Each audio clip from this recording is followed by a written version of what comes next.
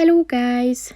In this video I am going to show you how to set the location list in the Bart application, but first I just want to mention, don't forget to subscribe to my channel, because at 10,000 subscribers I am going to show you my whole YouTube revenue statistics and growth strategy, as well as how to make money online.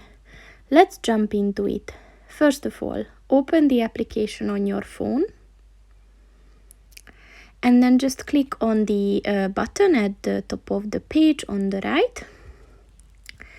And as you can see, there are three options. You can sort the results according to nearby location first, cheap locations first, or expensive locations first.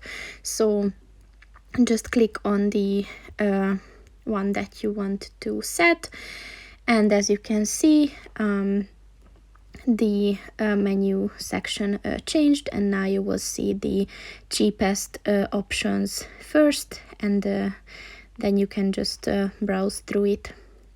So that's pretty much it for this video, guys. See you in the next one. Goodbye.